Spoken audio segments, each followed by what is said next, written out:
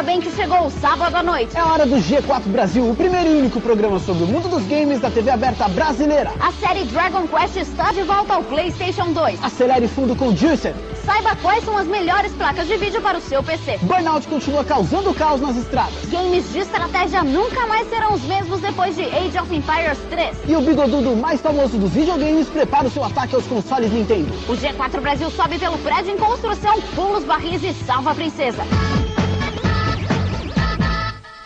Oi, eu sou a Luísa. E eu sou o Luciano. O programa de hoje começa pisando fundo e jogando a concorrência pra fora da pista. Pelo menos esse é o espírito de Burnout Revenge, o novo episódio da série da Electronic Arts que ignora as leis de trânsito e transforma as estradas em um verdadeiro campo de batalha. O novo jogo deixa a busca pelo primeiro lugar um pouco de lado e se concentra naquilo que fez mais sucesso com os fãs, os acidentes cinematográficos. Aperte o cinto. We started to introduce the idea of aggressive racing with takedowns, right? So we had takedowns, we also had road rage mode. We found out that everybody loved those modes, right? Road rage was a fan favorite, it was our favorite in studios. So we decided that this year we'd actually make the whole entire game revolve around this battle racing and revolve around concepts of revenge and fighting. So that's what we've done. So we've added a couple new weapons in your arsenal, so now when you're racing in normal race mode, you have things like crash breakers, so when you crash, you can hit R2 if you're on PS2 or B on Xbox, blow up your car to take some rivals out. So a rival takes you out, you want revenge, smack on crash breaker, explode your car, take them out too. There's also the notion of the tracks themselves are built now for takedowns. So rather than nice long drifting corners in Burnout 3, you have kind of hard stops, choke points. There's ramps you can fly your car up, land on another car for a vertical takedown, things like that. Another addition is the big feature of checking traffic. So when I say checking, I'm talking more about a body check in football, right? So what happens is, same way traffic. So if I'm driving and I rear end someone, in Burnout 3 I had a crash. Burnout Revenge, you can rear end someone and propel them forward, as long as it's not a bus or a big rig. The rival's coming up your left side, you want to smack a car into him and get a traffic takedown that way. There's also a new game mode called Traffic Attack, which is what it's all about. You're racing up against the clock, you gotta smack into as many traffic cars as possible, get as much money. It's your ultimate revenge on rush hour traffic, which is great to show here in LA when everyone's all complaining that rush hour is terrible. I don't know what it's like in Brazil, but you know, I imagine it's probably bad all over. Burnout 3, crash mode was pretty much like bowling. You went down a straight line, hit some cars, you know, those are pins, you know, you're good to go.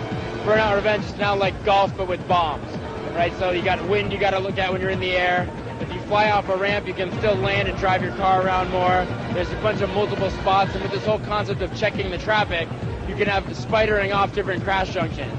So you can hit one car, launch that car into a different area, have them do crashes while your car's still going straight or off to the right to go and cause another thing. You can have multiple splintered off crashes going on at the same time. We've thrown out the crash multipliers, so there's no more 2x, 4x multipliers. People were too fed up and they were too looking at those, and that's not what we designed the game to be. It wasn't, crash mode was not about, let me find the 4x multiplier and get my gold medal. So what we do now is, the number of cars you explode is your multiplier. So if you're on a crash course now, you blow up 10 cars, it's 10x your score. You blow up 50 cars, it's 50x your score. Burnout Revenge is coming out this September on PlayStation 2 and Xbox. We also have Burnout Legends coming out in September as well, which is coming out on PSP. And the difference with that game is you're going to take the best of Burnout on the road with you. Não é segredo pra ninguém que nos dias de hoje os videogames estão com um visual cada vez mais próximo da realidade. Nos PCs isso é até mais impressionante graças à potência de muitas máquinas disponíveis hoje no mercado. Mas nada disso adianta sem uma boa placa de vídeo, uma das peças fundamentais para uma boa performance nos jogos. Quem está lançando uma nova linha de placas de alta performance é a Nvidia, uma das preferidas dos gamers. Aproveitemos para dar uma conferida nas novidades.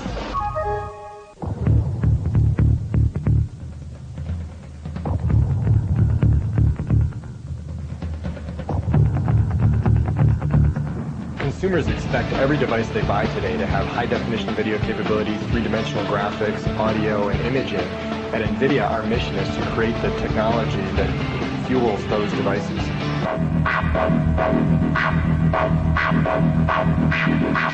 As devices evolve to be able to do more and more digital media capability, like high-definition video, three-dimensional graphics, imaging, and audio, you need a device inside of those products that can do the processing of the digital media content. So they're digital media processors, and what we make is a very specific device for that kind of processing.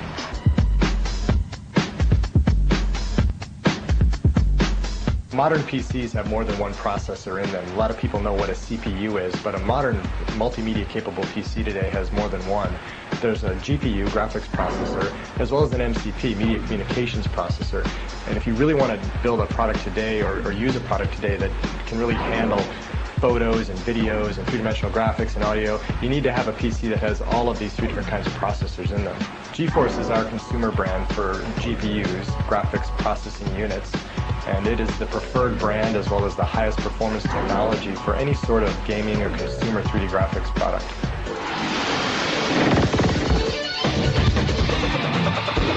Cell phones today look a lot like computers on the inside. They have essentially the same type of architecture. Also, when people buy cell phones, they want them to do a lot of the same things you want your PC to do. Play videos, look at photos, play games. And so we build a product called GoForce, which is a processor built specifically for a phone. And in that way you can get the same sort of multimedia experience on your phone as you can get in your PC. You can get a wide variety of multimedia experiences today, and anything from a very simple experience to a very rich multimedia experience. And we're at the rich end, so the people down here are sort of like the black and white TV watchers, where if you're up here and you're using NVIDIA technology, you're in the full-on high-definition color television sort of space.